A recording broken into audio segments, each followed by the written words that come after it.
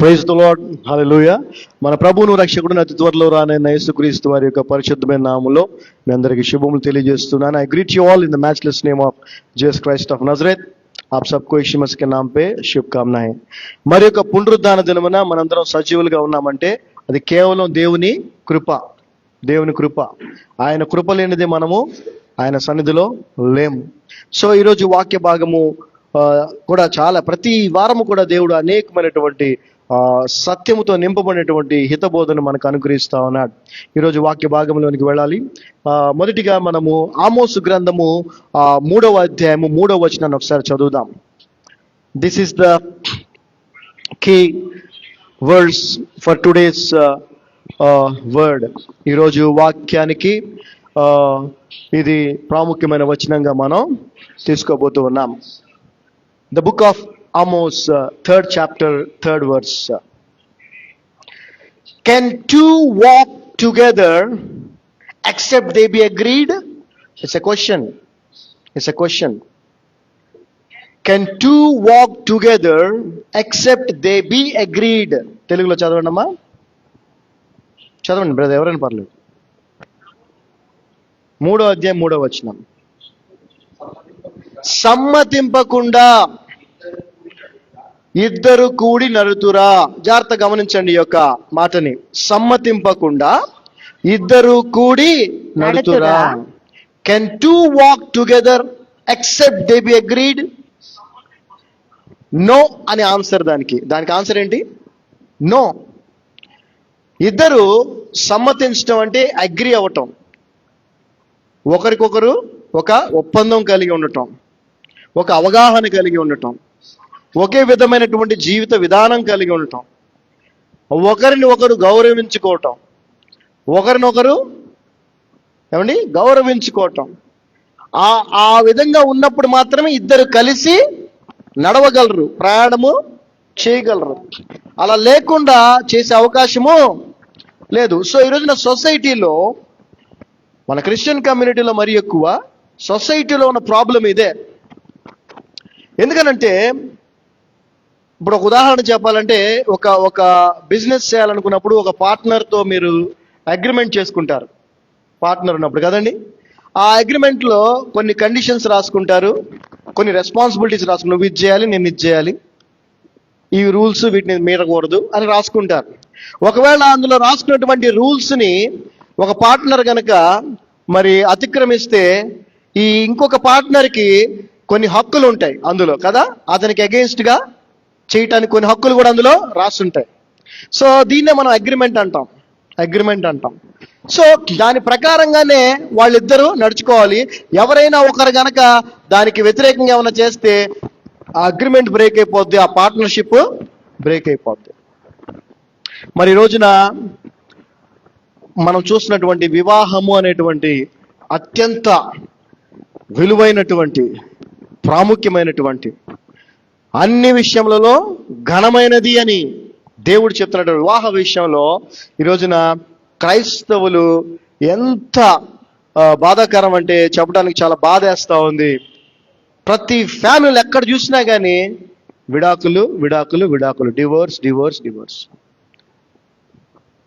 మరి వీళ్ళు దేవుని సన్నిధిలో,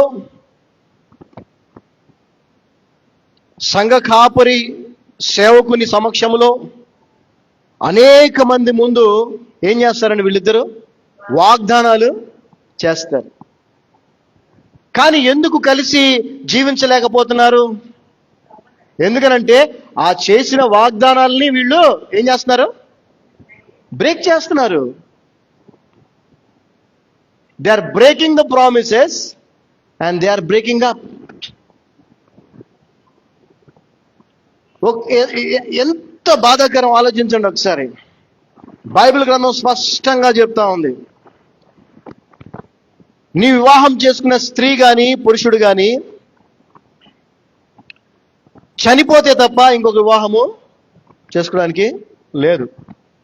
పాత నిబంధన ధర్మశాస్త్రంలో ఉన్న దాని ప్రకారం అయితే ఒక వ్యభిచారము చేస్తున్నటువంటి నేరం ఒకటి ఏదైనా ఉంటే కనుక తప్ప ఆమెను విడిచిపెట్టడానికి వీలు లేదు.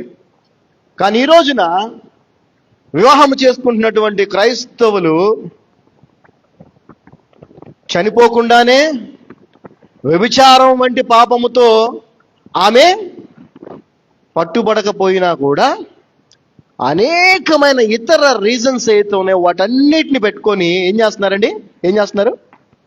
విడిపోతున్నారు. సో ఇది కేవలం వివాహ విషయంలోనే కాదు, ఫ్రెండ్స్ అవ్వచ్చు, ఇద్దరు బెస్ట్ ఫ్రెండ్స్ ఉంటారు చిన్నప్పటి నుంచి, కానీ ఎక్కడో వాళ్ళకి మధ్యలో డిఫరెన్స్ వస్తుంది, విడిపోతారు. సమ్మతింపకుండా ఇద్దరు కూడి నడుతురా? No, it is not possible. So ఇది మనుషుల గురించి కాదు ఇక్కడ రాయబడింది. సరే, మనం ఇప్పుడు దాకా మనుషుల గురించి మాట్లాడుకున్నాం. ఇప్పుడు దేవుని గురించి ఆలోచిద్దాం. క్రైస్తవ జీవితం అంటే నేను ఎప్పుడు చెప్తూ ఉంటాను, Christianity is a super natural walk with Christ Jesus. క్రైస్తవ్యం అంటే యేసుక్రీస్తు ప్రభువుతో కలిసి మనము చేసే ఒక అసాధారణమైన ప్రయాణం. అవునా కదా? ఎప్పుడైతే ఆయన అంగీకరిస్తామో ఆయన మన జీవితాల్లోనికి వస్తాడు. ఫ్రెండ్స్ కాసేపే ఉంటారు మనతో, తల్లిదండ్రులు కొంతసేపే ఉంటారు మనతో, కొలీగ్స్ కొంతసేపే ఉంటారు, ఆఫీస్ టైంలో ఉంటారు మనతో. అవునా? కానీ ఎప్పుడు మనతో ఉండేది ఎవరు చెప్పాలి? యేసు ప్రభువే. మరి ఆయనతో మనం కలిసి నడవాలి అనంటే ఆయనకి మనకి మధ్య జరిగినటువంటి నిబంధన ఉంది కదా. నిబంధన ఏంటది? కోవెనెంట్. ఆ నిబంధనకి కూడా కొన్ని ఉన్నాయా లేదా? చేయాల్సినవి చేయకూడదు ఉన్నాయా? ఏమన్నా ఉన్నాయా లేవా? ఏమి లేవా? ఎట్టను ఉండొచ్చా చెప్పాలి మీరే. లేదు, ఎట్టబడితే అట్టు ఉండడానికి వీలు లేదు. పౌలు గారు ఏమంటారు తెలుసా? ఒక్కడే క్రీస్తుకి నేను మిమ్మలను ప్రధానము చేసి తిని అంటాడు. యేసు ప్రభువుని రక్షకుడుగా అంగీకరించిన మనందరము కూడా యేసు క్రీస్తు ప్రభువుతో ప్రధానము చేయబడ్డాం. అంటే we are engaged or betrothed with Lord Jesus. Engagement కూడా ఒక అగ్రిమెంటే కదా. ఎంగేజ్మెంట్ చేసుకున్న తర్వాత ఈ అమ్మాయి ఎట్లా పడితే అట్లా ఉండొచ్చా? లేదు. చాలా పవిత్రంగా ఉండాలి, పరిశుద్ధంగా ఉండాలి. తన భర్త గురించి ఆలోచించాలి, కాబోయే భర్త గురించి. తన భర్తకి ఎలాగా ఉంటే తను నచ్చుతానో ఆ విధంగా ఉండడానికి ప్రయత్నం చేయాలి. ఒకవేళ పెళ్లి చూపులప్పుడు, ఎంగేజ్మెంట్ అప్పుడు నువ్వు కొంచెం లావుగా ఉన్నావు, కొంచెం సన్నగా అని చెప్పాడు అనుకో, ఇక అవుట్. ఈ అమ్మాయి పెళ్ళి అయ్యే టైంకి వెళ్ళా సన్నగా అయిపోవాలని అవునా ప్రయత్నం చేస్తా లేదా? ఎందుకంటే ఆయనకి నచ్చినట్టుగా ఉండాలి. ఇక పెళ్లి రోజు ముందు ఒక వారం రోజుల నుంచి అయితే ఇక అసలు ఆ ప్రిపరేషన్ మామూలుగా ఉండదు. ఎందుకంటే పెళ్లి రోజు. మరి ఈ రోజున నీవు నేను కూడా యేసు ప్రభువుతో ఏంటండి ప్రధానము చేయబడ్డాము. గొర్రెపిల్ల వివాహ మహోత్సవం అనేది ఒకటి ఉంది. ఆ ప్రభువు వచ్చి సంఘం అనేటువంటి సంఘమైన మనల్ని వివాహము చేసుకోబోతున్నాడు. మరి ఆయనకి ఇష్టం వచ్చినట్టుగా, ఆయనకి నచ్చినట్టుగా, ఆయనకి ప్రీతికరంగా మనల్ని మనం సిద్ధపరచుకోవాలా లేదా? ఇది ఒక పాయింట్. అండ్ ఎప్పుడైతే ఆయన్ని మన రక్షకుడిగా అంగీకరించామో ఆయనతో కలిసి మన విశ్వాస జీవితం ఆల్రెడీ ప్రారంభం అయ్యింది. మరి ఈ విశ్వాస జీవితంలో మనము ఆయనతో కలిసి నడవాలి అంటే ఆయనతో మనం ఏం చేయాలండి? సమ్మతించాలి. చెప్పండి, ఏమని చేయాలి? we have to accept or show willingness. అంతే కదా. అగ్రీ అవ్వాలి ఆయనతో. మనతో ఆయన అగ్రీ అవ్వాలి, ఆయనతో మనం అగ్రీ అవ్వాలి. అప్పుడే ఆయనతో కలిసి వెళ్ళగలం. ఇప్పుడు మీకు చెప్పాను కదా, ఏ రిలేషన్ అయినా, అది పార్ట్నర్షిప్ అయినా, మ్యారేజ్ అయినా, ఫ్రెండ్షిప్ అయినా, కొలీగ్స్ అయినా, ఏదైనా, దేశాలు ఏమంటే దేశాలు, ఉక్రెయిన్, రష్యా, ఏంటి ఎందుకు యుద్ధం? ఏదో కొన్ని విషయాల్లో వాళ్ళు సమ్మతించట్లా. అర్థమైందా? They are not agreeing for few issues. యుద్ధాలు మీరు ఏదన్నా తీసుకోండి, యుద్ధాలు, హేట్రేట్ అంటే ద్వేషము, ఎనిమిటీ అంటే శత్రుత్వం, ఇవన్నీ వీటి కారణం ఏంటంటే సమ్మతించకపోవటం. ఇప్పుడు మనము కృపాయుగంలో ఉన్నాం. ఇప్పుడు మనము యేసుక్రీస్తు ప్రభు యొక్క శిలువ మరణము పునరుద్ధానము తర్వాత మనం ఉన్నాం కాబట్టి మనం ఎంతో ధన్యులం. పాత నిబంధనలో అలా కాదు. పాత నిబంధనలో అలాగా కాదు. శిలువకు ముందు, పునరుద్ధానానికి ముందు అలా కాదు. ఆ పరిస్థితి లేదు. చెప్పండి, ఆదాము ఎన్ని పాపాలు చేశాడు? చెప్పాలా? ఆదాము ఎన్ని పాపాలు చేశాడు? అంతకుముందు ఆదాము దేవునితో పాటు కలిసే ఉన్నాడు కదా. సాయంత్రం పూట అంట దేవుడు వస్తే ఆదాము అసలు దేవుడు కలిసి ఆ ఏదైనా వనంలో అలా నడుచుకుంటా మాట్లాడుకుంటా తిరిగేవాడంట. బైబిల్లో ఉంది. ఎన్ని పాపాలు చేశాడని ఆదాము దేవుని సన్నిధి నుంచి త్రోసివేయబడ్డాడు? చెప్పండి. ఒక్కటే ఒకే ఒక అవిధేయత. దేవుని సన్నిధి నుంచి త్రోసివేయబడ్డాడు. మరి మన పరిస్థితి ఆలోచించుకోండి ఒకసారి. అలాంటి ధర్మశాస్త్రంలో మనం ఉంటే, కృప మనకు లేకపోతే మన పరిస్థితి ఏంటి? ఏమండి, లెక్క పెట్టలేం కదా మనం చేసిన తప్పులు పాపాలు. లెక్క పెట్టగలం అసలు? అందుకే దావీదు అంటాడు ఏమని, లెక్కకు నా అతిక్రమములు నా తల వెంట్రుకలు మించిపోయినాయి అంటాడు దావీదు. సో అంటే మనం ఎంత ఆశీర్వదించబడినటువంటి స్థితిలో ఉన్నామో ఒకసారి ఆలోచించండి. ఈ విషయం దావీదుకి తెలుసు. దావీదు అనేక మార్లు ఆ యొక్క పరిస్థితి గుండా వెళ్ళాడు. దేవునితో ఉంటున్నాడు కొంతకాలం, మళ్ళీ పాపం చేస్తున్నాడు, దేవుని నుంచి దూరం అవుతున్నాడు. ఒకసారి దావీదు యొక్క పరిస్థితిని చూద్దాం. చూసి దావీదు ఏమి కోరుకున్నాడు, ఏమి కోరుకొని ఏమి పొందుకొని దేవుని యొక్క శాశ్వత కృపను పొందుకున్నాడు ఒకసారి మనం చూద్దాం. ఎందుకంటే నా హృదయానుసారుడు అన్నాడు దావీదుని దేవుడు. ఏమండి, నా హృదయానుసారుడు అన్నాడు. సో మై బిలవర్డ్ అన్నాడు. So psalm 51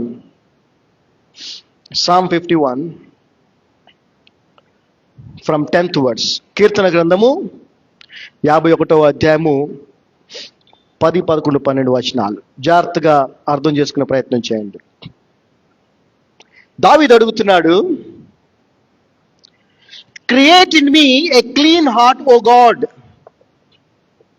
and renew a right spirit within me. దేవా నా యందు శుద్ధ హృదయము కలుగచేయుము. దేవా నా యందు శుద్ధ హృదయము కలుగచేయుము. నా అంతరంగములో స్థిరమైన మనస్సును నూతనముగా పుట్టించుము. ప్రభువా, నా మనస్సు చాలా అపవిత్రంగా ఉంది. నా హృదయం చాలా అపవిత్రమైపోయింది. దీన్ని నువ్వు శుద్ధి చేయి, దీన్ని పవిత్రపరచు, క్లీన్ చేయి అని అడుగుతున్నాడు. చూడండి, దేనినైనా ఎవరైనా క్లీన్ చేయగలరేమో కానీ హృదయాన్ని మాత్రం దేవుడు మాత్రమే క్లీన్ చేయగలడు. నువ్వు చేసుకోలేవు, మీ పాస్టర్ గారు చేయలేరు, మీ ఆయన చేయలేడు, ఎవరు చేయలేరు. అది దేవుడు మాత్రమే చేయగలడు. క్లీనింగ్. ఇల్లు ఎంతో శుభ్రంగా ఉంచాలని ఎంతో ప్రయత్నం చేస్తుంది ఇంట్లో స్త్రీ కదండి. కొంచెం మురుకున్న పడదు. అదేవిధంగా చిన్నపిల్లలు ఉంటే పిల్లలు కూడా చక్కగా ఉంచాలి, చక్కగా తయారు చేసి మంచిగా ఉండాలని తల్లి ప్రయత్నం చేస్తూ ఉంటుంది. ఆఫీస్ కూడా మనం మంచిగా మనం ఉండే ఏ ప్లేస్ అయినా బాగుండాలని కోరుకుంటాం. మరి దేవుడు నివసించేటువంటి స్థలాన్ని నువ్వు అంత మురిగ్గా ఎందుకు పెట్టుకుని ఉన్నావు? ఎందుకు క్లీన్ చేసుకోవట్లే? ఇల్లు క్లీన్ చేస్తానే ఉంటారు. ఆడవాళ్ళకి పనే పాట లేదనిపిస్తుంది నాకు అప్పుడప్పుడు. ఏముండదు, ఆ వస్తువు అక్కడే ఉంటుంది. పొద్దున్న సాయంత్రం పని చేస్తాను అనమాట. ఏం చేశాను? అంత క్లీన్ చేశానంటది. పొద్దునుంచి పని చేశా అంటది. నిజంగా చేస్తుంది పాపం. ఎందుకంటే దుమ్ము ఉంటుంది కదా, దుమ్ము అంతా దులిపి ఇచ్చేస్తుంది. తప్పు కాదు అది. హృదయం గురించి ఆలోచిస్తున్నావా నువ్వు? నీ హృదయం గురించి ఆలోచిస్తున్నావా? అది క్లీన్ అవ్వాలంటే యేసు ప్రభు రక్తము ద్వారానే సాధ్యం. హల్లెలూయా. అది క్లీన్ అవ్వాలంటే దేవుని వాక్యం వలనే సాధ్యం. అది దేవుని వాక్యము చేత మనము ఉదక స్నానము చేయించబడతా ఉంటామని బైబిల్ చెప్తా ఉంది. అది మనం దేవుని సన్నిధికి వచ్చేది అందుకే. దేవుని వాక్యము చేత మన హృదయములను, మన యొక్క ఆలోచనల్ని, మన జీవితాన్ని పవిత్రపరచుకోవడానికి దేవుని సన్నిధికి రావాలి. ప్రతి దినము వాక్యాన్ని ఎందుకు చదవాలంటే, వాక్యం అనేటువంటి ఆ జీవం కలిగిన శక్తివంతమైనటువంటి యేసుక్రీస్తు ప్రోక్షణ రక్తం లాంటిది మన హృదయాల్లోనికి వెళ్ళినప్పుడు ఆ మలినాన్ని అది బయటికి నెట్టేస్తుంది. మనం ఏం చేస్తాం? బాత్రూమ్ క్లీన్ చేయాలంటే యాసిడ్, అది ఇంకా నీళ్లు పోస్తే అది పోదు కదా, ఫినాయిల్ ఇవన్నీ. అలాగే మన హృదయము క్లీన్గా ఉంటే తప్ప, చెప్పండి, ప్రభు ఏమన్నాడు? హృదయ శుద్ధి గలవారు వారు. అంటే మన హార్ట్ క్లీన్గా లేకపోతే మనం దేవుణ్ణి చూడలేం. ఈ విషయం దావీదుకి తెలుసు కాబట్టి తన హృదయము పాడైపోయింది, ఎన్నో తప్పులు చేశాడు, అది పవిత్రంగా లేదు, చాలా గబ్బు కొట్టుకొని ఉంది అని అది శుద్ధి చేయగలిగినటువంటి దేవుణ్ణి అడుగుతున్నాడు. హల్లెలూయా. మనం కూడా అలాగ అడగాల, మనం కూడా అలాగ దేవుణ్ణి అడగాల. ఆ తర్వాత రెండో భాగంలో చూస్తే, renew a right spirit with in me అంటున్నాడు. తెలుగులో ఏమనుందమ్మా? దేవా నా యందు శుద్ధ హృదయం కలుగచేయుము, నా అంతరంగంలో స్థిరమైన మనస్సును నూతనముగా పుట్టించుము. సో రెన్యూ రైట్ స్పిరిట్ అంటే ఎలాంటి ఆత్మ నాకు కావాలో, ఎటువంటి ఉద్యమం నాకు కావాలో అది నాకు కలుగజేయ, నూతనముగా కలుగజేయ అని దేవుణ్ణి అడుగుతూ ఉన్నాడు. నేను చెప్పినట్టుగా దేవుడు మాత్రమే మన హృదయములను మార్చగలడు. కొన్ని పరిస్థితులు ఉంటాయి, మనకి మన సొంత వాళ్ళే మనల్ని ఎంతగానో ద్వేషిస్తూ మన మీద పగ పెట్టుకొని ఉండే పరిస్థితులు వస్తుంటే మనకి అప్పుడప్పుడు అనిపిస్తూ ఉంటుంది, ఎందుకు అంత కఠినమైన హృదయాన్ని వాళ్ళు కలిగి ఉన్నారంటే వారు యేసు ప్రభువుని అంగీకరించలేదు, యేసు ప్రభు కృప వారికి తెలియదు. ఒక మనిషి హృదయాన్ని మార్చగలిగింది దేవుడు మాత్రమే. సో మనం ప్రతిరోజు కూడా ఈ ప్రార్థన చేయాలా, అయ్యా నా హృదయాన్ని శుద్ధిపరచు, నాకు నూతనముగా ఆ పవిత్రమైన ఆత్మను మరలా నాకు అనుగ్రహించు. హెచ్కేల్ గ్రంథము ఒకసారి చూద్దాం. హెచ్కేల్ గ్రంథము 36వ అధ్యాయము 26వ వచనం. The book of Ezekiel chapter 36 verse 26. A new heart also will I give you, and a new spirit will I put within you, and I will take away the stony heart out of your flesh, and I will give you an heart of flesh. చదవమ్మా. నూతన హృదయము మీకు ఇచ్చేదను, నూతన హృదయము నీకు ఇచ్చేదను, నూతన స్వభావం మీకు కలుగజేసేదను, నూతన స్వభావము నీకు కలుగజేసేదను, రాతి గుండె మీలో నుండి తీసివేసి, రాతి గుండె నీలో ఉండి తీసివేసి, మాంసపు గుండెను మీకు ఇచ్చేదను, మాంసము గుండె నీకు ఇచ్చేదను. ఇది ఇజ్రాయేలులకు దేవుడు చేసిన వాగ్దానము. కానీ యేసుక్రీస్తు వారి యొక్క శిలువ మరణము పునరుద్ధానము ద్వారా ఆ వాగ్దానాలన్నిటికీ మనము కూడా వారసులము అయ్యాము. అన్యులమైనప్పటికీ కూడా మనము కూడా వారసులము అయ్యాము. హల్లెలూయా. దేవుడు అంటున్నాడు, నీకు నూతనమైన హృదయాన్ని కలుగజేస్తాను, ఆ రాతి హృదయాన్ని తీసేస్తాను, నీ స్వభావాన్ని మారుస్తాను అంటున్నాడు. అంటే యేసు ప్రభువుని నమ్మిన మన జీవితాల్లో రాతి హృదయం పోవాలా, నూతనమైనటువంటి మాంసముతో కూడిన మెత్తని హృదయం రావాలా, మన స్వభావము కూడా మారాలా. మన స్వభావం మారకపోతే, మన జీవిత విధానం మారకపోతే యేసు ప్రభు మన జీవితాల్లో ఉన్నట్టు కాదు. అప్పుడు అలాగే ఇప్పుడు అలాగే ఉన్నామంటే తేడా ఏమీ లేదు. ఎన్నోసార్లు చెప్తా ఉంటాను, ఎవరో ఫ్రెండ్ వస్తారు బయటికి వెళ్ళటానికి, నువ్వు ఇంట్లో నైట్ డ్రెస్ వేసుకొని ఉంటావు, ఉండి అరే వాడు బయటికి వెళ్ళాలంటే ఒక 2 minutes రా చేంజ్ చేసుకుని వస్తాను, లోపలికి వెళ్తావు కదా. లోపలికి వెళ్ళి అదే నైట్ డ్రెస్లో బయటకు వచ్చావు అనుకో, చేంజ్ చేసుకున్నట్ట చేంజ్ ఏది లేదు. నువ్వు ఆ నైట్ డ్రెస్ తీసేసి బయటికి వెళ్ళే బట్టలు వేసుకుని వస్తే అప్పుడు చేంజ్ చేసుకున్నట్టు. అలాగే యేసు ప్రభు నమ్మక ముందు, నమ్మిన తర్వాత ఏముండాలి? చేంజ్ ఉండాలి. నీ స్వభావంలో మార్పు ఉండాలి, నీ మాటల్లో మార్పు ఉండాలి, నీ క్రియల్లో మార్పు ఉండాలి, నీ ఆలోచనలో మార్పు ఉండాలి. అవి లేనప్పుడు ఒకసారి, అందుకే మిమ్మల్ని మీరు పరీక్షించుకోండి అని ప్రతిరోజు చెప్తూ ఉంటాను నేను. Examine yourselves. Are you really born again or you are bluffing yourselves? నిజముగా ప్రభువులో నూతనముగా జన్మించి నూతన స్వభావము కలిగి జీవిస్తున్నావా, లేక అలా జీవిస్తున్నానని అనుకుంటూ నిన్ను మోసం చేసుకుంటున్నావా?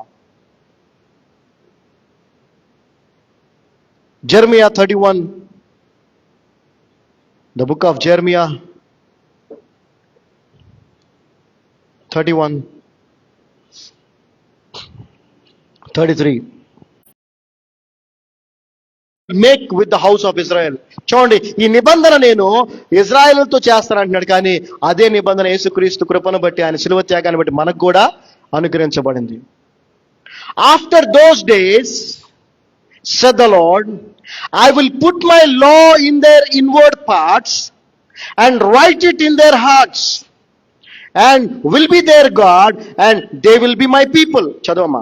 ఈ దినములైన తరువాత ఈ దినములైన తరువాత నేను ఇశ్రాయేలు వారితోనూ నేను ఇజ్రాయేలు వారితోనూ యూదా వారితోనూ చేయబో నిబంధన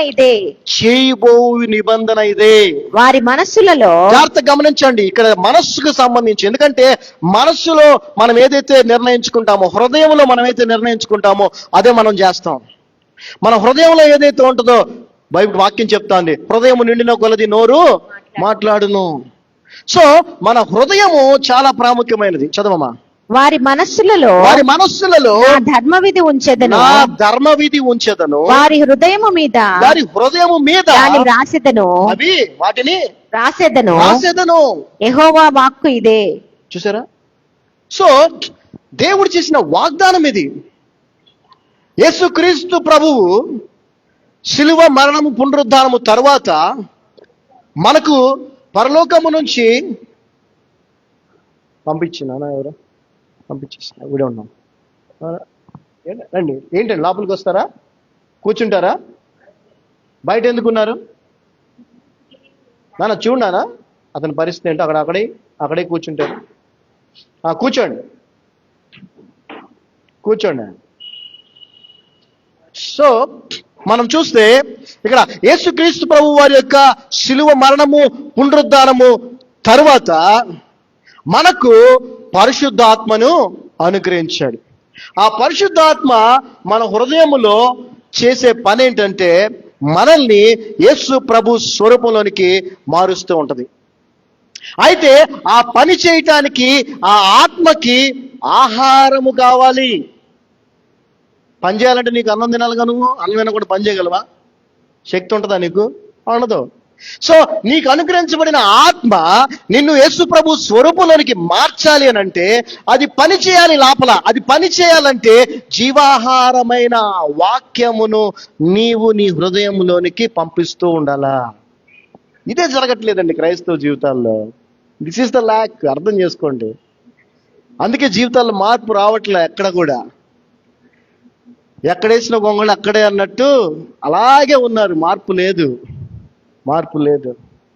Until unless you feed the spirit in you with the word of God, which is the spiritual food or the bread of life, you cannot transform into the Lord's image. So దయచేసి అర్థం చేసుకోండి. దేవుడు ఆయన విధులను మన హృదయములలో రాస్తాను అన్నాడు. అలా రాయబడాలి అని అంటే జీవవాక్యాన్ని దేవుడు నీకు ఇచ్చాడు. దాన్ని నువ్వు చదివి ధ్యానించి విని తిని నీ హృదయంలోనికి పంపిస్తే అది నీ హృదయంలో ముద్రించబడుతుంది. హల్లెలూయా. అది చేయనంత కాలము నీ జీవితంలో మార్పు రాదు. Let's come back to Psalm 51. కీర్తన 51కి వచ్చేద్దాం ఒకసారి. మళ్ళీ 10వ వచనం చూసాం, 11వ వచనం చూద్దాం. 11th verse. Cast me not away from thy presence and take not thy Holy Spirit from me. చూసారా పాత నిబంధనలో పరిస్థితి చూడండి ఎంత భయంకరమో. నీ సన్నిధిలో నుండి నన్ను త్రోసివేయకము. తెలుసు దావీదుకి ఏం జరుగుద్దో. ఆదాం విషయంలో ఏం జరిగిందో దావీదుకి తెలుసు. ఒకే ఒక పాపము దేవుని సన్నిధి నుంచి త్రోసివేయబడ్డాడు. దావీదు కూడా పాపం చేశాడు.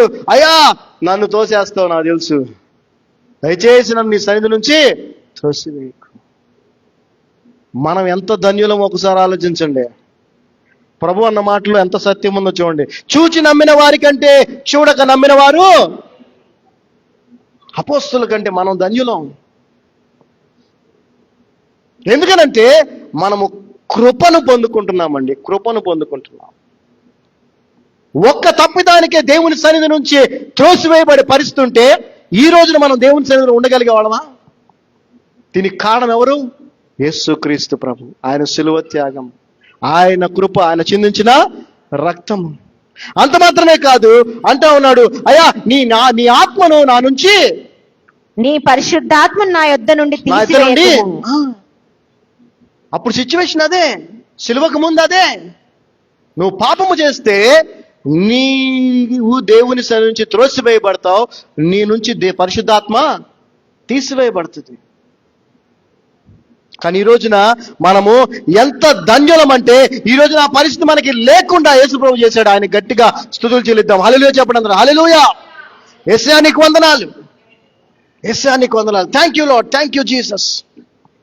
ఒక్క పాపానికి దేవుని సన్నిధి నుంచి త్రోసివేయబడటం అంటే మనం ఎక్కడ ఉండాలి? యేసు ప్రభు లేకపోతే, ఆయన శిలువ త్యాగం లేకపోతే, ఆయన రక్తం మన కొరకు చిందించకపోతే, అంత గొప్ప త్యాగాన్ని, అంత గొప్ప కృపని, ధన్యతను దేవుడు మనకు అనుగ్రహిస్తే దానిని మనం ఏం చేస్తున్నాం తెలుసా? ఏం చేస్తున్నాం? నిర్లక్ష్యం చేస్తున్నాం, నిరర్ధకం చేస్తున్నాం.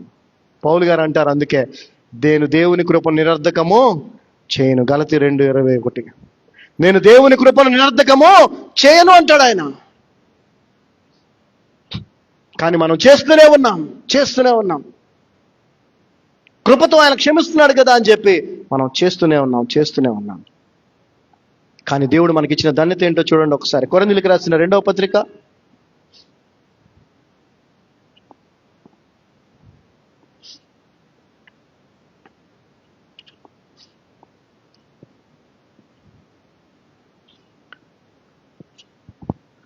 2 Corinthians 1st chapter 22nd verse. కొరింథీయులకు రాసిన మొదటి పత్రిక 22వ వచనం. మొదటి పత్రిక. No second. కొరింథీయులకు రాసిన 2వ పత్రిక 1వ అధ్యాయం 22వ వచనం. Who hath sealed us, జాగ్రత్తగా గమనించండి. Who hath sealed us and given the earnest of the Spirit in our hearts. చదవమ్మా. ఆయన మనకు ముద్ర వేసి మన హృదయములలో మనకు ఆత్మను సంచకరువును అనుగ్రహించి ఉన్నాడు. జాగ్రత్త గమనించండి. ఈ రోజున మనం ఉన్నటువంటి స్థితి, కృపా యుగము, after resurrection is so blessed time that we are sealed in the spirit, with the spirit. Ephesians 4:30 చదవండి ఒకసారి. Ephesians 4th chapter 30th verse. ఎఫెసీయులకు రాసిన పత్రిక 4వ అధ్యాయము 30వ వచనం. And grieve not the Holy Spirit of God, whereby ye are sealed unto the day of redemption. చదవండి. 4th chapter 30th verse అమ్మా. దేవుని పరిశుద్ధాత్మను దుఃఖపరచుకుడి విమోచన దినము వరకు ఆయన యందు మీరు ముద్రింపబడి ఉన్నారు. జాగ్రత్త గమనించండి. పాత నిబంధనలో శిలువ మరణము పునరుద్ధానానికి ముందు నీవు తప్పు చేస్తే దేవుని సన్నిధి నుంచి త్రోసివేయబడతావు. నీవు తప్పు చేస్తే దేవుని ఆత్మని నుంచి తీసివేయబడుతుంది. కానీ శిలువ పునరుద్ధానము తరువాత నీవు పరిశుద్ధాత్మతో ఆ ఆత్మలో ముద్ర వేయబడి ఉన్నావు. నీవు పాపము చేసినప్పుడెల్లా, నేను పాపము చేసినప్పుడెల్లా నేను ఆ పరిశుద్ధాత్మను ఏం చేస్తున్నాను చెప్పండి? ఏం చేస్తున్నాం? మనం దుఃఖపరుస్తున్నాం. ఎంతవరకు కరెక్ట్ ఇది? చక్కగా చదివించి పెంచి పెద్ద చేస్తే, పిల్లలు వాళ్ళని దుఃఖపరిస్తే చూసేవాళ్ళు ఏమంటారు? చూడండి, ఎంత కష్టపడి పెంచి పెద్ద చేస్తే ఈ రోజున చూడండి వాళ్ళ అమ్మని వాళ్ళ నాన్న ఎట్లా ఏడిపిస్తున్నారో, వీళ్ళు ఎంత బాధ పెడుతున్నారో వీళ్ళు అంటాం లేదా? మరి మన కొరకు దేవుడు తన స్వరక్తాన్ని ఇచ్చి, తన రక్తాన్ని వెలగా పెట్టి మనల్ని కొని, మనకు రావాల్సిన పాపానికి రావాల్సిన శిక్షని ఆయన మీద వేసుకొని, ఆయన శాపముగా చేయబడి ఆ శిలువ మరణాన్ని పొంది మనల్ని విడిపిస్తే, ఆ పాపం నుంచి విడిపిస్తే, మళ్ళీ మనం అదే పాపం చేస్తే అది ఎంత బాధ పెట్టినట్టు ప్రభువుని. అలా బాధ పెడుతూనే ఉన్నాం మనం, కానీ ఆయన సన్నిధిలో ఉండగలుగుతున్నాం. హల్లెలూయా. ఈ కృప ఎంతవరకు ఉంటుందా అనేది నీకు తెలీదు, నాకు తెలీదు. ఎందుకనంటే ఈ కృప నీవు నేను జీవించినంత కాలమే మనం పొందుకోగలం. ఈ కృప ఆయన రాకడ వరకు మాత్రమే ఉంటుంది.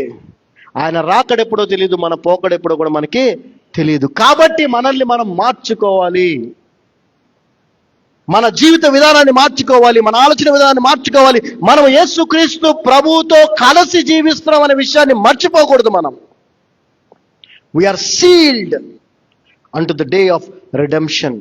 ఆ విమోచన దినం వరకు మనం ముద్ర వేయబడ్డాం. అయితే మనం పాపం చేసినప్పుడు, తప్పు చేసినప్పుడల్లా పరిశుద్ధాత్మ మన నుంచి దూరం వెళ్ళిపోదు. దేవుని సన్నిధి నుంచి దేవుడు మనల్ని తోసేయడు, కానీ ఆయన బాధపడతాడంట. దయచేసి ఈ మాటను అర్థం చేసుకోండి. ఆ యేసు ఇంటికి వెళ్ళి ప్యాషన్ ఆఫ్ క్రైస్ట్ లో ఆ సిలువ పోర్షన్ చూడండి ఒకసారి. మళ్ళీ నీకోసం నా కోసం చేశాడు ఆయన పని. ఆ పని చేసిన ఆయనను బాధపడుతున్నావంటే ఇక నీవు నేను ఇక ఏం చెప్పాలి? ఇంకా అంతకు మించి ఇంక మాటలు రావు నాకు. ఎంత దౌర్భాగ్యం ఆలోచించాలి. Psalm 51కి వెళ్దాం మళ్ళీ. Psalm 51 11th వర్డ్స్ అయిపోయింది, 12th words. Restore unto me the joy of thy salvation. కీర్తన 51:12 వచనంకి వచ్చేయండి. Restore unto me the joy of thy salvation and uphold me with thy free spirit or willing spirit. చదవమ్మా. నీ రక్షణానందము నాకు మరలా నీ పుట్టించుము. రక్షణానందము మరలా నాకు పుట్టించమంటున్నాడు. అంటే he lost the joy of salvation. పాపము చేసినప్పుడు తన యొక్క ఆ రక్షణకు సంబంధించిన ఆనందాన్ని తను కోల్పోయాడు. మనల్ని మనం కూడా పరీక్షించుకోగలిగినట్లయితే, మనల్ని మనం పరీక్షించుకున్నట్లయితే మనకు కూడా అర్థమవుద్ది. ఏమర్థమవుద్ది? ఆలోచించుకోండి. నిజంగా యేసు ప్రభువును రక్షకుడిగా అంగీకరించినటువంటి ఆ మూమెంట్ మీకు గుర్తుందా? ఆ క్షణము, ఆ రోజు మీకు గుర్తుందా? ఒకవేళ గుర్తుంటే ఆ రోజు, ఆ క్షణం నువ్వు కలిగిన ఆనందం ఈ రోజు ఇప్పుడు నీకుందా అని ప్రశ్న వేస్తే ఏ క్రైస్తవుడు కూడా చేయెత్తలేడు అవునని. మేబీ కొద్ది మంది మాత్రమే చేయెత్తారేమో. లేదు ఆనందం నీలో, ఆ జాయ్ లేదు, ఆ మొదట ఉన్నటువంటి ఆనందం, రక్షణానందం లేదు. ఎందుకు లేదంటే నీ అవిధేయత వల్ల దాన్ని కోల్పోయాను. నేను ఎప్పుడు చెప్తుంటాను, అవిధేయతే మనలో ఉన్న సమాధానాన్ని కోల్పోయేలా చేస్తుంది. విధేయత ఆ సమాధానాన్ని కంటిన్యూ చేస్తుంది. నేను ఎప్పుడు చెప్తాను ఉదాహరణ మళ్ళీ చెప్పడానికి కారణం ఏంటంటే అది చాలా ప్రాముఖ్యమైన విషయం అని. బైబిల్లో కూడా ఎప్పుడైనా కూడా ఒకే విషయం పదే చెప్పబడింది అని అంటే అది ఎంతో ప్రాముఖ్యమైన విషయం అని. టీచర్ పిల్లలకి చెప్తుంది ఇంపార్టెంట్ క్వశ్చన్స్ మరీ చదివేస్తుంది. ఎందుకంటే అవి చదివితే కనీసం పాస్ అవుతారు. ఒక ఇద్దరు పిల్లలు ఉన్నారు ఇంట్లో, మళ్ళీ చెప్తున్నా జాగ్రత్తగా, ఇద్దరు పిల్లలు ఉన్నారు. తల్లిదండ్రులు బయటికి వెళ్తా, నానా రేపు ఎగ్జామ్స్, రేపటి నుంచి ఎగ్జామ్స్, మీరు చదువుకోండి, మేము వచ్చే వరకు అని చెప్పి బయటికి వెళ్ళారు.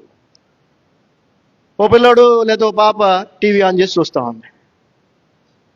ఒకడు మాత్రం నిజంగానే చదువుకుంటున్నాడు. వాడు అమ్మ నాన్న ఇంటికి వచ్చారు, బండి సౌండ్ అవగానే మళ్ళీ టీవీ ఆపేసి ఇద్దరు కలిసి కూర్చున్నారు చదువుకుంటున్నట్టు యాక్టింగ్.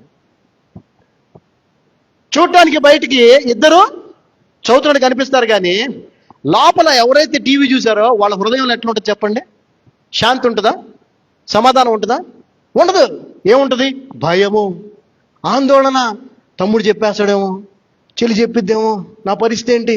కానీ తల్లిదండ్రులకి విధేయత చూపించి వాళ్ళు చెప్పినట్టుగా చదువుకొని టీవీ చూడకుండా ఉన్న వ్యక్తి, ఆ బిడ్డ చక్కగా సంతోషంగా ఉంటాడు. హాయిగా అమ్మా ఏం తెచ్చావని చక్కగా వెళ్ళిపోతాడు వాళ్ళ దగ్గరికి. వీళ్ళు లోపల అంటే ఈ రోజున నీ జీవితంలో, నా జీవితంలో ఆ రక్షణ ఆనందం అనేది లేదు అని అంటే దానికి కారణం ఏంటంటే నీవు నేను దేవుని వాక్యానికి చూపిస్తున్న అవిధేయతే.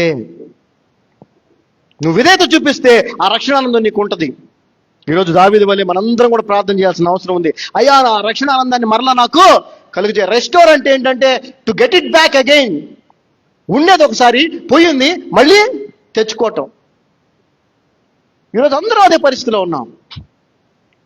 We have to pray for that. అయ్యా నీ రక్షణ ఆనందం నాకు కలుగు చేయి. అంతేకాదు ఈ లాస్ట్ లైన్ చూడండి, and uphold me with thy free spirit అని కింగ్ జేమ్స్ లో ఉంటే ఎన్ఐవిలో uphold me with a willing spirit అని ఉంది. హల్లెలూయా. సమ్మతి గల మనసు కలుగజేసి. ఇప్పుడు అర్థమైందా? ఆమోస్ 3:3 ఏం రాసిందండి? సమ్మతింపకుండా ఇద్దరు కూడి నడుతురా అంటే నో. ఇప్పుడు ఏం వదులుతున్నాడండి దావీదు? ఏం వదులుతున్నాడు? సమ్మతించే, చదవమ్మా, సమ్మతి గల మనసు సమ్మతి గల మనస్సు నాకు కలుగజేసి. చాలా మంది వరకు చాలా ఒకసారి ఆలోచించండి, జాగ్రత్తగా ఆలోచించండి. అంటే దేవునితో ఆ సమ్మతి అనేది, ఆ అగ్రిమెంట్ అనేది అతను మిస్ అయ్యాడు, కోల్పోయాడు, ఎక్కడో పాపము చేసేసాడు. కాబట్టి దేవుని సన్నిధి నుంచి త్రోసివేయబడుతున్నాడు, దేవుని ఆత్మ తీసివేయబడింది. అందుకని అతనికి అర్థమైంది, దేవునితో నేను కలిసి ఉండాలంటే, కలిసి ఆయనతో నేను ప్రయాణం చేయాలంటే నాకేం కావాలి? సమ్మతి. తెలుగులో సమ్మతి గల మనసు కలుగజేయము.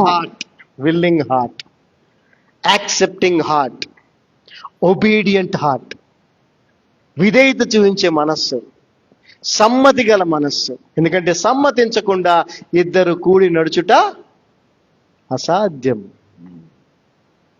We have to pray for this heart. దీని కొరకు మనము ప్రార్థన చేయాలి. దావీదుకి తెలుసు అండి ఈ విషయం. ఆదాము గురించి చదివాడు కాబట్టి దావీదుకి తెలుసు. అందుకే తను దేవుని యొక్క ఆజ్ఞలకి మరి వ్యతిరేకంగా వ్యభిచారం లాంటివి చేశాడు కాబట్టి తను ఇప్పుడు అడుగుతున్నాడు, అయ్యా నాకు సమ్మతి గల మనస్సు దయచేయము. Without having a willing spirit, without having an accepting spirit or agreeing spirit or obedient heart, we cannot walk together with God. సమ్మతించకుండా నువ్వు ఒక మనిషితోనే కాదు, దేవునితో అస్సలు కలిసి నడవలేవు. నాకు తెలిసినంత వరకు 99% వైఫ్ అండ్ హస్బెండ్ రిలేషన్స్ ఏదైతే ఉంటాయో క్రిస్టియన్స్లోనే ఎక్కడైనా, అదంతా కూడా వేషధారణ. ఏంటంటే అది హిపోక్రసీ. ఒకరితో ఒకరు సమ్మతించే ప్రసక్తే ఉండదు, కానీ నలుగురు ముందు మాత్రం అబ్బా వీళ్ళంతా అన్యోన్యంగా ఉంటారండి అనే విధంగా జీవిస్తాం తప్ప వాస్తవంగా సమ్మతించడం అనేది జరగదు. ఎందుకు జరగదంటే ఒక వ్యక్తి మంచి చెప్తాడు, ఇంకొక వ్యక్తి ఆ మంచికి ఒప్పుకోదు. లేకపోతే ఈ వ్యక్తి మంచి చెప్పుద్ది ఏమో, వాడు దానికి ఒప్పుకోడు. ఏమో తాగొద్దు అంటది, వాడు తాగుతానంటాడు. సమ్మతిస్తున్నారు అక్కడ? సమ్మతి ఉందా? లేదు. ఏమనేదో చేయొద్దు అంటాడు, నేను చేస్తానంటది. సమ్మతి ఉందా? లేదు. మరి అలాంటి మరి చూడటానికి మాత్రం అన్ని ఫ్యామిలీలు చక్కగా అసలు మామూలుగా ఉండదు. ఫేస్బుక్లో పోస్టులు కానీ ఫోటోలు కానీ, లేకపోతే నలుగురి దగ్గర ఫంక్షన్కి వెళ్ళినప్పుడు మాత్రం వీళ్ళని చూస్తే అబ్బా ఏమి జంట అండి అనుకుంటాను. వేషధారణ అది. ఏంటండి? దేవునికి తెలుసు ఎంతగా నువ్వు భర్తతో సమ్మతిస్తున్నావు, భర్త నీతో ఎంత సమ్మతిస్తున్నాడు. ప్లీజ్ మార్చుకుందాం మన జీవితాన్ని. సమ్మతించాల్సింది ఎక్కడ? అగ్రి అవ్వాల్సింది ఎక్కడ? సత్యం విషయంలో. వాడు తాగుతానంటే నా భర్త అడిగాడు కదా అని సమ్మతించాల్సిన అవసరం లేదు. తప్పుకు సమ్మతించద్దు, మంచికి ఖచ్చితంగా సమ్మతించాలా, సత్యానికి సమ్మతించాలా. సమ్మతించకపోతే నువ్వు పాపివి, నువ్వు వేషధారివి. అతను బాగానే ఉంటాడు, ఆమె బాగానే ఉంటుంది. ఎందుకంటే ఆమె సంబంధం దేవునితో బాగానే ఉంటుంది, అతని సంబంధం దేవునితో బాగానే ఉంటుంది. యాక్చువల్గా ఇతరులతో నీ సంబంధం ఎలా ఉందనే దాన్ని బట్టి కాదు నువ్వు దేవుడు నిన్ను చూసేది, ఆయనతో నువ్వు ఎలాంటి రిలేషన్ కలిగి ఉన్నావు అనేది. భర్త చెప్తా ఉంటాడు నీకు మంచి, నువ్వు సమ్మతించవు. భార్య చెప్తా ఉంటుంది నీకు మంచి, నువ్వు సమ్మతించవు. కానీ చూడటానికి మాత్రం ఇద్దరు కలిసి నడుస్తున్నట్టే ఉంటుంది. అదేంటండి? వేషధారణ. దేవునితో మరి మనుషుల విషయంలో ఇలా ఉంటే, దేవునితో సమ్మతించి ఆయనతో నడవటం అంటే అది మామూలు విషయమా? ఏంటండి? క్రైస్తవం అంటే అంత చులకన అయిపోయిందండి సేవకులకి. ఈ రోజున దయ్యపులు బోధలు చెప్పే వాళ్ళకి అసలు వాక్యం చెప్పట్లేదు ఎవరు. బుష్ గస్ గస్ ఇదే చెప్పడం, ఇది సోజ్ చేయటం, అది చేయటం, ఇది చేయటం, ఎగరటం, గంతులేయటం. లేదంటే అయ్యి అని చెప్పి ఒక క్రియాశీలకమైనటువంటి కార్యక్రమాలు ఏవో చేయటం. వాక్యమే. ఆది యందు వాక్యం ఉండను, వాక్యము దేవుని యొద్ద ఉండను, వాక్యము దేవుడై ఉండను. నువ్వు వాక్యముతో గడిపే సమయమే నీ జీవితాన్ని మారుస్తుంది. వాక్యం అంటే బైబిల్లో ఉన్నది మాత్రమే, నీ సొంతగా చెప్పేది కాదు, నీ ఒపీనియన్ కాదు. Truth is always truth, remains truth if you believe it or not. నువ్వు ఒప్పుకోకపోయినా, అంగీకరించకపోయినా సత్యము సత్యమే ఎప్పటికీ. ఆ సత్యం తెలుసుకోగలిగితే ఎంతో సంతోషం. అయితే బైబిల్ గ్రంథంలో ఒక వ్యక్తి గురించి వ్రాయబడి ఉంది. ఏమనంటే అతడు దేవునితో అతడు దేవునితో నడిచెను. బైబిల్ చదవండి, కొంచెం తెలుసుకోండి. ఎవరతను గట్టిగా చప్పట్లు కొట్టండి బలరాం గారి కోసం, ఎందుకంటే మీకు తెలియదు కదా. చప్పట్లు కొట్టండి ఆయన కోసం, మీకు తెలియదు. మీరు మళ్ళీ ఎంతో మా కాలం నుంచి క్రిస్టియన్స్, సేవకులు, సేవకురాళ్ళు. దేవునితో నడిచిన వ్యక్తి అని ఒక వ్యక్తి గురించి రాయబడి ఉంది. అతని పేరేంటండి? హానోకు, తెలుగులో ఈనక్. అతడు దేవునితో నడిచాడంట. ఇద్దరు సమ్మతింపకుండా కూడి నడుచుదురా? నో అంటే అతను ఏం చేసినట్టు? దేవునితో సమ్మతించాడు. He is the only person who is mentioned that he walked with God. సరే, ఈనక్ అని తెలియనప్పుడు, హానోకు తెలియనప్పుడు, ఇద్దరు హానోకులు ఉన్న విషయం మీకు అసలే తెలిసి ఉండదు. హానోకులు ఒకళ్ళు కాదు, ఇద్దరు ఉన్నారు బైబిల్లో. ఎంతమంది ఉన్నారండి? చెప్పాలి. ఇప్పుడు దాకా మీరు ఎంతమంది ఉన్నారు అనుకుంటున్నారు? చెప్పాలి, నిజం చెప్పండి. ఎంతమంది ఉన్నారని తెలుసు మీకు? ఒక హానోకే తెలుసు, ఎందుకంటే బైబిల్ చదవం కదా, చదివితే తెలుస్తాయి. ఆదికాండం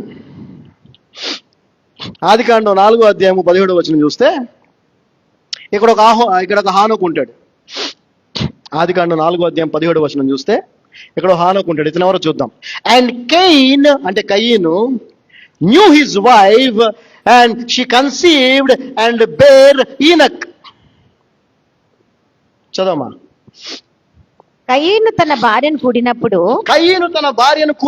ఆమె గర్భవతి అయి హానోకును కనెను. ఈ హానోకు కాదు మనం చెప్పుకునేది. ఈ హానోకు గురించి కాదు, ఇంకొక హానోకు ఉన్నాడు. ఓకే, జెనసిస్ 5th చాప్టర్, ఆదికాండం 5వ అధ్యాయం. ఈ అధ్యాయం అంతా కూడా జీనాలజీ ఆర్ ఆడమ్స్ డిసెండెంట్స్, ఆదాము వంశావళి. ఆదాము తర్వాత ఎవరెవరు పుట్టారు ఏంటి అనేటువంటిది ఇక్కడ రాయబడి ఉంది. ఇది చదివితే సమయము సరిపోదేమో కాబట్టి నేను మీకు చెప్పేస్తాను. మీరు ఇంటికి వెళ్ళిన తర్వాత చదవండి అని ఎన్నోసార్లు చెప్తాను. నాకు తెలిసినంత వరకు ఎవరు చదవరని కూడా తెలుసు, కానీ చదవండి అని మళ్ళీ చెప్పడం నా బాధ్యత. చేయాలా చేయకపోవద్దు అనేది మీ ఇష్టం, రైట్? మీరు ఇంటికి వెళ్ళిన తర్వాత చదవండి. అయితే ఇక్కడ ఈ డిసెండెంట్స్, ఆదాము యొక్క డిసెండెంట్స్ మనం చూస్తే వారు ఎవరిని కన్నారు, ఎంతకాలం బతికారు, అని రాసి ఉంటుంది. కాబట్టి నేను రాసుకున్నాను కాబట్టి నేను మీకు చెప్తాను. ఆదాము 930 సంవత్సరాలు బ్రతికాడు. ఆ తర్వాత చనిపోయాడు. అతను బతుకున్నప్పుడు సేత్ అనేటువంటి కుమారుణ్ణి కన్నాడు. ఆ తర్వాత ఇంకా వేరే కుమారులు కూడా ఉన్నారు. కానీ ఇక్కడ మనకి డిసెండెంట్స్, వంశం అంటే ఏంటంటే ఏమంటారు, ఆర్డర్ కావాలి, ప్యాటర్న్ కావాలి. ఓకే, సేత్ అనేటువంటి ఆయన 807 సంవత్సరాలు బతికాడు. ఆ తర్వాత అతను చనిపోయాడు, మృతి పొందాను అని రాసి ఉంటుంది. మీరు చూడండి, 1వ అధ్యాయంలో మీరు గమనిస్తే, అది 5వ అధ్యాయంలో 1-2 వచనాలు చదివిన తర్వాత 5వ వచనంలో ఏముంటుంది? And he died. ఆదాము చచ్చిపోయాడు అక్కడ, అర్థమైందా? ఆ తర్వాత సేత్ 807 సంవత్సరాలు బ్రతికాడు. ఆ తర్వాత సేత్ కూడా చనిపోయాడు. 8వ వచనం మనం చూస్తే ఇక్కడ సేత్ హీ డైడ్, చనిపోయాడా? ఆ తర్వాత ఈ సేత్ ఈనోస్ అనే అతన్ని మరి కన్నాడు. అతడు 905 సంవత్సరాలు బతికాడు. ఎంతండి? 11వ వచనంలో చూస్తే హీ డైడ్, మృతి పొందాను, అతడు మృతి పొందాను.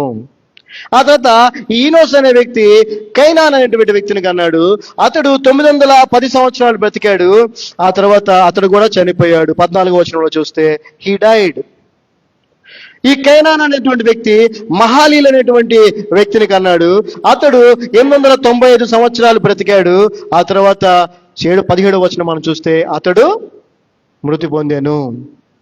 ఆ తర్వాత ఈ మహాలీల్ అనేటువంటి వ్యక్తి జారెద్ అనేటువంటి వ్యక్తిని కన్నాడు.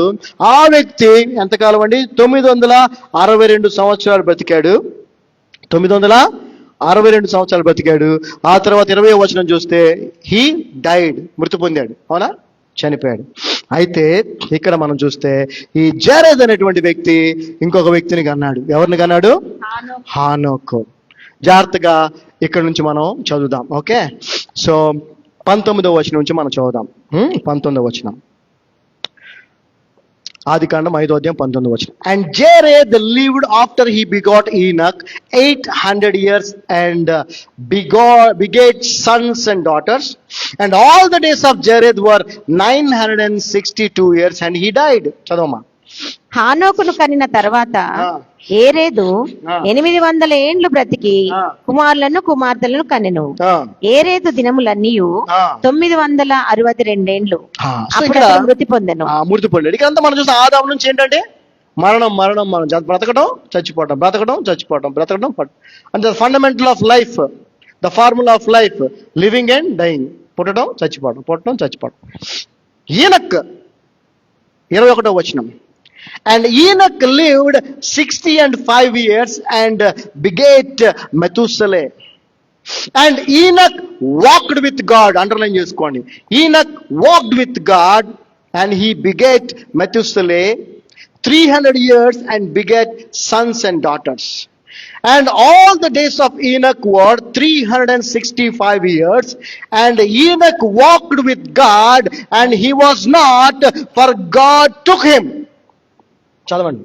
హానోకు 65 ఏండ్లు బ్రతికి 65 ఏండ్లు బ్రతికి మెతూషెలను కనెను. హానోకు మెతూషెలను కనిన తర్వాత 300 ఏండ్లు దేవునితో నడుచుచు కుమారులను కుమార్తెలను కనెను. కనెను. హానోకు దినములన్నీయు 365 ఏండ్లు. హానోకు దేవునితో నడిచిన తర్వాత దేవుడు అతన్ని తీసుకొని పోయాను కనుక దేవుడు అతన్ని తీసుకొని పోయాను కనుక అతడు లేకపోయాను. చూసారా, ప్యాటర్న్ అంతా మారిపోయింది. హానోకు దగ్గరికి వచ్చేటప్పటికి మృతి పొందడం అనేది లేదు. మీరు ఆ తర్వాత మళ్ళీ చూసారనుకోండి, హానోకు తర్వాత మెతూసెలా ఉంటాడు, మెతూసెలా కూడా మృతి పొందాను. ఆ తర్వాత లామెక్ ఉంటాడు, లామెక్ కూడా మృతి పొందాను. ఆ తర్వాత నోవా ఉంటాడు, నోవా కూడా మృతి పొందాను. ఇక ఆ తర్వాత ఎవరినన్నా చూడండి అంటే ఎక్సెప్ట్ ఏలియా. ఓకే, ఆయన గురించి తర్వాత. ఓకే, ఫస్ట్ ఇక్కడ మనం చూస్తుంది ఏంటంటే హానోక్ అంట దేవుడితో నడిచాడంట, దేవుడు అతన్ని కొనిపోయాడు. అంటే మరణాన్ని అతడు రుచి చూడలేదు. అలా రుచి చూడకపోవడానికి కారణం ఏంటి చెప్పండి? అతడు దేవునితో నడిచాడు. ఇప్పుడు చెప్పండి, ఆమోసు 3:3 చెప్పండి. సమ్మతింపకుండా ఇద్దరు కూడి నడుతురా. అంటే ఎంత సమ్మతిని, ఎంత విధేయతని హానోకు చూపించి ఉండాలి. మనం మాట్లాడుకుంటా ఉంటాం అబ్రహాం గురించి, విశ్వాసం, విధేయత గురించి. Okay, fine, no problem. But ఒకసారి ఈయన గురించి ఆలోచించాలి కదా. ఈయన గురించి పెద్దగా ఎవరు చెప్పరు. కానీ ఇతని గొప్పతనం ఏంటో చూడండి. అసలు మామూలు విషయం కాదు ఇది. It's not an ordinary thing. He walked with God all his 365 years. 365 సంవత్సరాలు దేవునితో నడిచాడు. దావీదులాగా మధ్యలో ఇదైపోయి అయ్యా నా ఆత్మని తీసేబాక, నా నుంచి ఆత్మని తీసేబాక, నన్ను తోసివేబాక, ఈ పరిస్థితి లేదు ఈయనకి. He so special. సరే, ఈయన దేవునితో నడిచాడు అంటే పరలోకంకి వెళ్ళి నడిచాడా? చెప్పాలా? దేవుడు ఈ లోకానికి వచ్చాడు అతనితో నడవటానికి.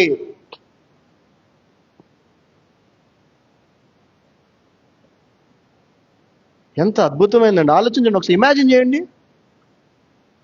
చేయండి. చూపించండి ఒక 10 సంవత్సరాలు 20 సంవత్సరాలు లేదా ఒక 50 సంవత్సరాలు దేవునితో సమ్మతించి ఏ తప్పు చేయకుండా నడిచిన వ్యక్తిని నన్ను చూపించగలరా మీరు? మనం ఎంత బతుకుతాం? 60, 65, maximum 50.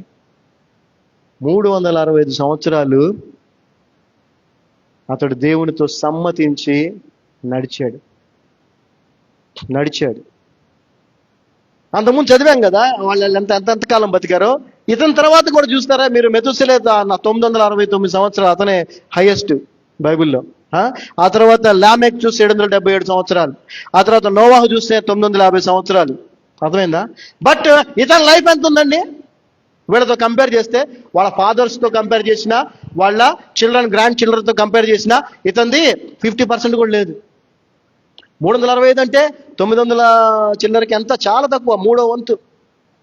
But he walked with God.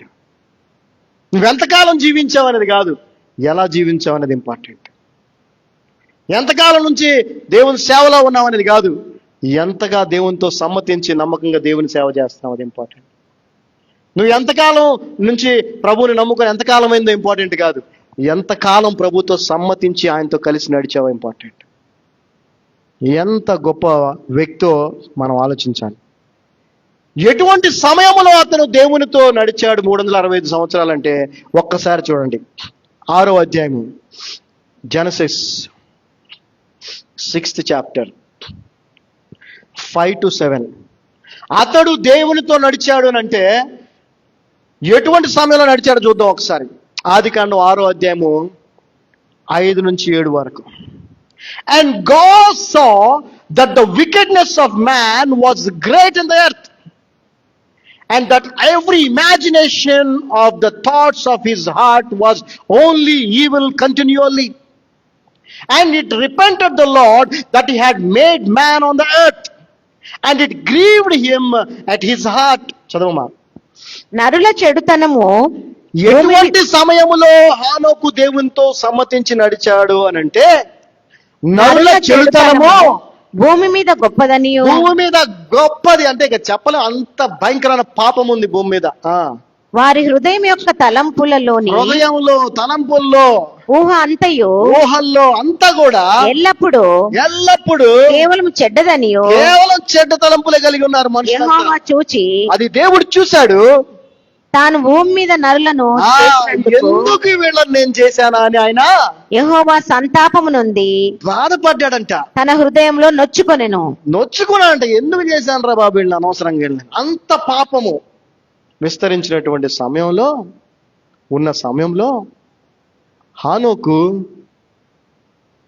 దేవునితో నడిచాడు, దేవునికి విధేయత చూపించాడు.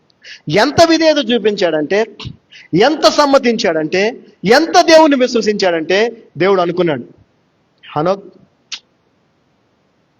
వేస్ట్, నువ్వు వీళ్ళ మధ్యలో నువ్వు ఉంటావు, నాకు ఇష్టం లేదు, పద లెట్స్ గో. ఒకరోజు వచ్చాడు. 365 సంవత్సరం నడుస్తుంది, ఏ రోజు మనకు తెలియదు. 365 సంవత్సరాలు అయింది. ఆ రోజు నడుస్తూ ఉన్నారు ఇద్దరు, దేవుడు హానోక్ నడుస్తూ ఉన్నారు.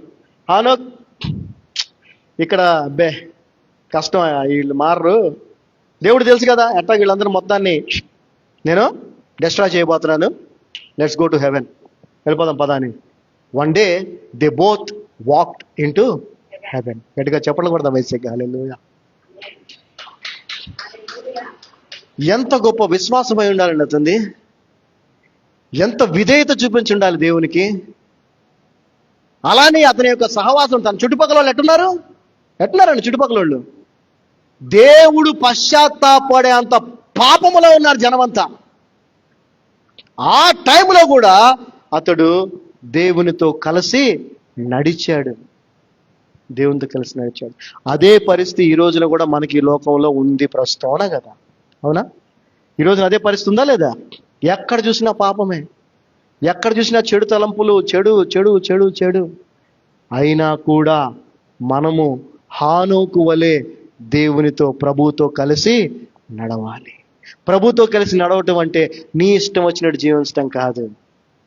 ప్రభుతో కలిసి నడవటం అంటే నీ సిలువ ఎత్తుకొని, అనుదినము నీ సిలువ ఎత్తుకొని, యేసు ప్రభు చూపించిన ఇరుకు మార్గములో ప్రయాణము చేయటము, ప్రభుతో నడవటం అంటే. హల్లెలూయా. ఇప్పుడు చెప్పండి, ప్రభుతో ఎంతమంది నడుస్తున్నారు? చెప్పాలా? ఎంతమంది నడుస్తున్నారు ప్రభుతో? How many of you are walking with God so that one day God can come into the mid air and lift you up to him. ఎంతమంది మీరు ప్రభుతో నడుస్తున్నారు? నడుస్తున్నట్లయితే ఒక రోజున ప్రభువు మధ్యాకాశానికి రాబోతున్నాడు. వచ్చి ఆ మధ్యాకాశానికి నిన్ను కూడా అట్లా ఎత్తుకొని తీసుకొని వెళ్తాడా లేదా? తీసుకెళ్తాడు. ఏంటి పరిస్థితి మరి చెప్పండి నాన్న? ఇదంటే చూడు నాన్న కొంచెం, అంతేనా? Okay, no problem, right. So ఒకసారి ఆలోచించండి, మన అసలు ఇమాజిన్ చేయడానికి కూడా మనకి ఊహకు అందనటువంటి విధేయత హానోకు చూపించినట్టుగా మనం గమనిస్తాం. We cannot imagine the willingness of Enoch with God. We cannot imagine the agreement of Enoch with God. We cannot even imagine the obedience of Enoch to God. We can't even imagine the faith Enoch had with God or by God. దేవుని బట్టి, దేవుని మీద ఎంత విశ్వాసం కలిగి ఉన్నాడు, ఎంత సమ్మతి కలిగి ఉన్నాడు, ఎంత విధేయత కలిగి ఉన్నాడో మన ఊహకు అందదు. ఎందుకంటే అది దేవునికి ఎంత నచ్చిందో మనం ఇమాజిన్ చేయాలి అంటే మనము అతని గురించి పౌలు గారు రాసిన మాటలు చూడాలి. హెబ్రీయులకు రాసిన పత్రిక 11వ అధ్యాయం.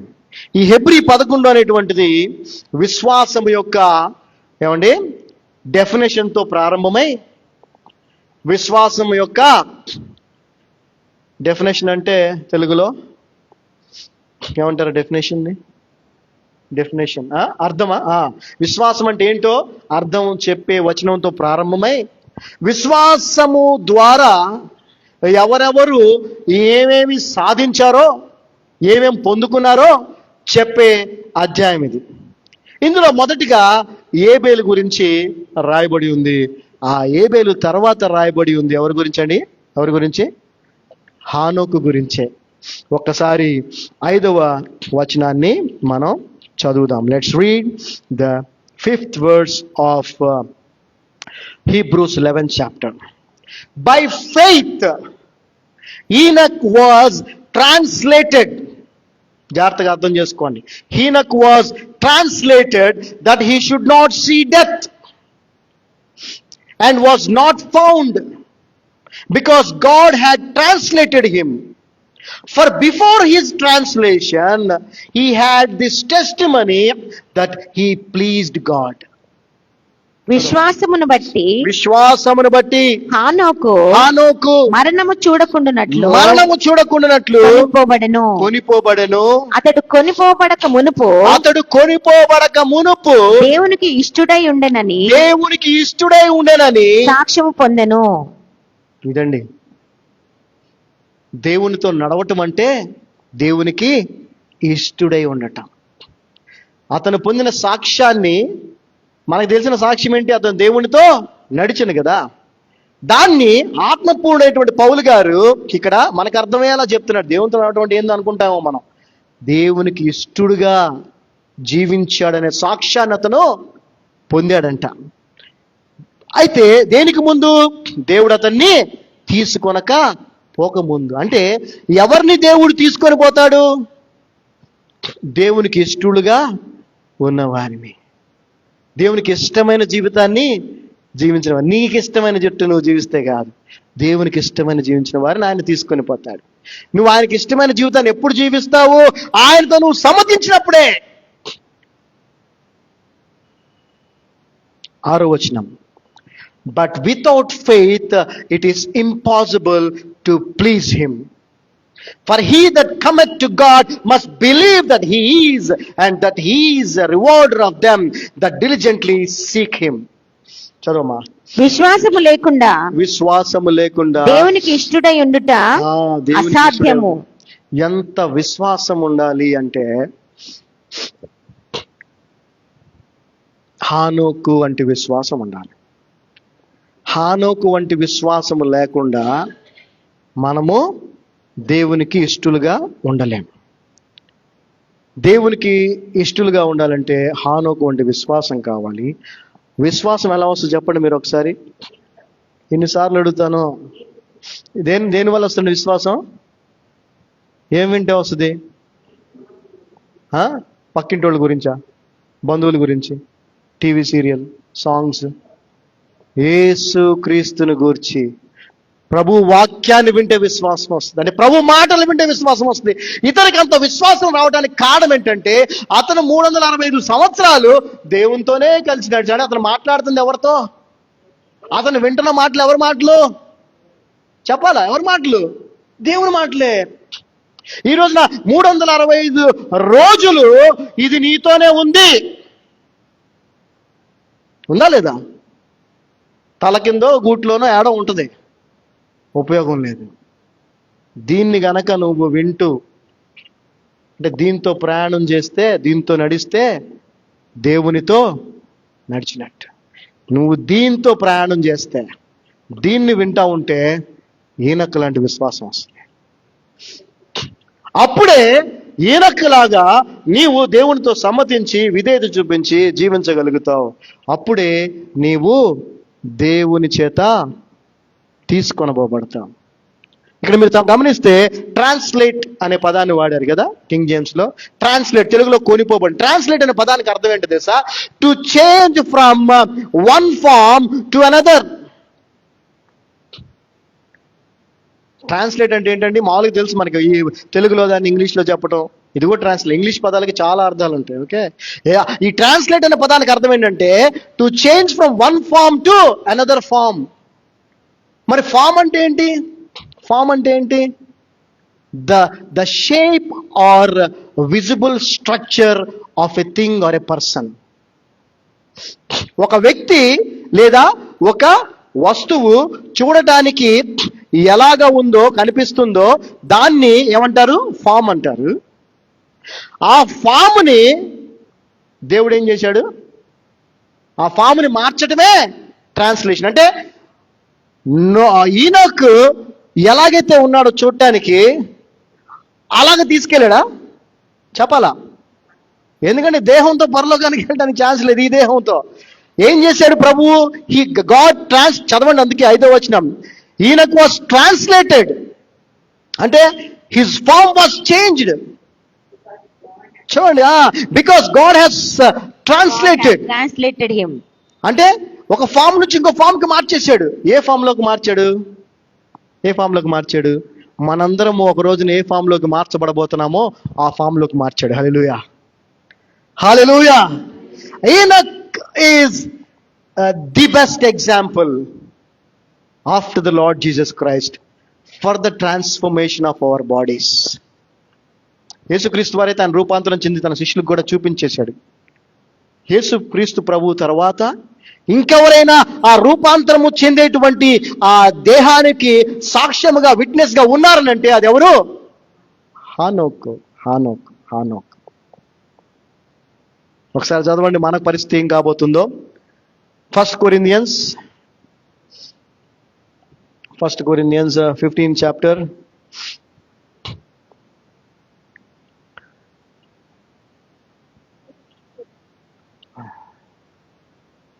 First Corinthians 15th chapter 51-52. మొదటి కొరింథీయులకు రాసిన పత్రిక 15వ అధ్యాయము 51-52. Behold, I shew you a mystery. We shall not all sleep, but we shall all be changed. ఇందా చెప్పాను కదా, ఒక ఫామ్ నుంచి ఇంకో ఫామ్ కి చేంజ్ అవ్వటం ట్రాన్స్లేట్ అంటే. దేవుడు హానోకుని తన ఉన్నటువంటి రూపంలో నుంచి ఇంకో రూపంలోకి మార్చేసి తీసుకెళ్ళిపోయాడు. చూడండి, so I shew you a mystery. We shall not all sleep, but we shall all be changed. In a moment, in the twinkling of an eye, at the last trump, for the trumpet shall sound, and the dead shall be raised incorruptible, and we shall be changed. ఇదిగో ఉమ్. మీకు ఒక మర్మము తెలుపుచున్నాను. ఆ. మనమందరము నిద్రించము కాని ఆ. నిమిషములో ఆ. ఒక్క రెప్పపాటున ఒక్క రెప్ప పాటున కడబూర మ్రోగగానే కడపూరం మోగగానే మనమందరము మనమందరము మార్పు పొందుదుము. మార్పు పొందుదము. బూరం రోగును. ఊరమును అప్పుడు మృతులు అప్పుడు మృతులు అక్షయులుగా లేపబడుదురు. అక్షరాలుగా లేపబడుదురు. మనము మార్పు పొందుదుము. Yes, మనం ఏం పొందుతామండి? హానోకుని ఏం చేశాడు దేవుడు? మార్చాడు. He translated, మార్చేసుకొని తీసుకెళ్ళిపోయాడు. మధ్యాకాశానికి ప్రభు రాబోతున్నాడు. నువ్వు అనుకున్నట్టు నేను అనుకున్నట్టు యేసు ప్రభు నమ్ముకున్నానని చెప్పి సంకలు గుద్దుకుంటూ చప్పట్లు కొట్టుకుంటూ నీ ఇష్టం వచ్చినట్టు జీవిస్తే ఎత్తబడే సంఘంలో నువ్వు ఉండవు. You have to live A pleasing life to God. దేవునికి ఇష్టడుగా నీవు జీవించాలి. దేవునికి ఇష్టడుగా నువ్వు జీవించాలంటే నీకేం కావాలి? విశ్వాసం కావాలి, వాక్యము కావాలి, దేవునితో సహవాసము కావాలి. సో మనకి ఈ రోజున దేవుడు అని అంటే వాక్యమే. హల్లెలూయా. మనకి అందుబాటులో ఉన్న దేవుడు ఎవరయ్యా అంటే వాక్యమైన దేవుడు. మనం చూడగలిగింది, చదవగలిగింది, అవునా కదా? సో మనము దీనితో సమ్మతించి నడిస్తే తప్ప ప్రభు వచ్చినప్పుడు మధ్యాకాశానికి హానోకు వలె ఎత్తబడం. దయచేసి అపోహల్లో బతకండి. పక్కన వాళ్ళని చూసి వాళ్ళకంటే నేను కొంచెం బెటర్ వెళ్ళాను అనుకోకండి. You compare yourself with the Lord Jesus. You compare yourself with Enoch. You compare yourself with Paul and have a desire to live like them. ప్రభుతో నిన్ను పోల్చుకొని, హానోకుతో నిన్ను పోల్చుకొని, పౌల్ గారు లాంటి వారితో నిన్ను పోల్చుకొని నువ్వు మనకి సంసోను గొప్ప ఉదాహరణ. దేవుడు తనకి ఎంత శక్తిని ఇచ్చాడో మనకి తెలుసు. 1000 మందిని చంపేసేవాడు. దేంతో? చెప్పాలి, దేంతో? గాడిద, దవడ. పులులు, సింహాలు చీల్చేసేవాడు. అయితే ఎప్పుడైతే పాపం చేశాడో దేవుని సన్నిధి నుంచి అతను త్రోసివేయబడ్డాడని అతనికి తెలియని కూడా తెలియదు, తర్వాత తెలుసుకున్నాడు. కానీ మనకు అలాంటి పరిస్థితి లేదు. గుర్తుపెట్టుకోండి. we will be in the presence of the Lord even though we commit some mistake or sin, but the Spirit of God and the Lord Jesus will be grieving. దుఃఖపడతాడు ప్రభు నువ్వు తప్పు చేస్తే. మరి ఆయన దుఃఖపరచడం నీకు ఇష్టమైతే చేసుకో, ఎత్తబడటం నీకు ఇష్టం లేకపోతే చేసుకో, పరలోకంలో నిత్య జీవంలో ఉండకుండా నరకానికి వెళ్ళాలనుకుంటే చేసుకో, నీ ఇష్టం. Choice is yours. నిన్ను ఎవడు బలవంతం చేయడు. నీ గొంతు మీద కత్తి పెట్టి వాక్యం చదువుకో, దేవుని మార్గంలో నడువు అని ఎవడని చెప్తాడా? చెప్పడు. చదువుకోమ్మా అని చెప్తాడంతే. చదవాలా వద్దా నీ ఇష్టం. దేవుని మార్గంలో నడువని చెప్తాడు సేవకుడు, లేకపోతే మంచివాడు. నడవాలా వద్దనేది నీ ఇష్టం. సో సమ్మతించకుండా ఇద్దరు కూడి నడుతురా? సమ్మతించినప్పుడే కూడి నడుతురు. కాబట్టి దావీదు, అయ్యా సమ్మతి గల మనస్సు నాకు కలుగుచేయి. ఈరోజు మనం కూడా ప్రార్థన చేద్దాం. సమ్మతి గల మనస్సు నాకు కలుగుచేయి, ఆ రక్షణానందాన్ని మళ్ళా నాకు అనుగ్రహించు, నీకిష్టుడిగా జీవించడానికి సహాయం చేయి. హానోకు ఎలాగైతే మరి నీ చేత మార్పు చెందబడి, రూపాంతరము చెందబడి కొనిపోబడ్డాడో నేను కూడా మధ్యాకాశానికి కొనిపోబడాలని వచ్చినప్పుడు ఆ సంఘములో ఆ శరీర భాగముగా నేను కూడా ఉండటానికి నాకు సహాయం చేయని ప్రార్థన చేసుకున్నాను. లేచి ఉండబడితే ప్రార్థన చేసుకుందాం. I'm so happy to deliver the messages from God. ఆయన పాత్రగా వాడుకుంటున్నందుకు నేను ఎంతగానో ధన్యునిగా భావిస్తున్నాను. Thank you lord. తండ్రి, మీ యొక్క అపారమైన కృపను బట్టి వందనాలు. ఈ మధ్యాహ్న సమయంలో మీ పాదాల సన్నిధికి వస్తూ ఉన్నాం. అయ్యా, నీ వాక్యం ద్వారా మాతో మాట్లాడావు. వాక్యానికి ఎంత ప్రాధాన్యత ఉంది, ఎందుకంటే వాక్యమే దేవుడు. సత్యము నాయన ఎక్కడ ఎవరు చెప్పట్లేదు. ఈ లోకంలో దేవుడిని అది ఇస్తాడు, ఇది ఇస్తాడు, ఆ కష్టాలు పోతే ఈ పోతే, నాకు కారు ఇచ్చాడు, నీ కారు ఇస్తాడు, బంగ్లా ఇస్తాడు. దయ్యపు బోధలు. నీ కృపలో నాయన మమ్మలను నీ బోధలో స్థిరపరిచినందుకు వందనాలు. ఈరోజు నాయన నీతో సమ్మతించి హానోకు వలె నడవటానికి కావలసిన సమ్మతి గల హృదయాన్ని మాకు కలుగు చేయండి. రక్షణ ఆనందాన్ని మరలా మాకు తిరిగి కలుగు చేయండి. అయా నీ యొక్క ఆత్మను ఎంతో దుఃఖపరిచాం ప్రభు, ఇప్పుడు దాకా ఎంతో బాధ పెట్టాం, బాధ పెడుతూనే ఉన్నాం. అది కరెక్ట్ కాదు, కరెక్ట్ కాదు. నువ్వు మధ్యాకాశానికి రాబోతున్నావు. మేము ఎత్తబడాలంటే నీకు ఇష్టలుగా జీవించాలి. అటువంటి విశ్వాసాన్ని మేము పొందుకోవాలంటే నీ వాక్యాన్ని వినాలి, ధ్యానించాలి, వాక్యాన్ని అనుసరించి జీవించాలి. అలా జీవించే కృపను మాకు దయచేయమని కూడి వచ్చిన బిడ్డలందరినీ కూడా దీవించినందుకు నీకు వందనం తెలియజేస్తూ నజరుడైన యేసు నామమున ప్రార్థిస్తున్నాం తండ్రి. Amen, amen, amen. God blessed us. We are all blessed. We are all blessed. Hallelujah.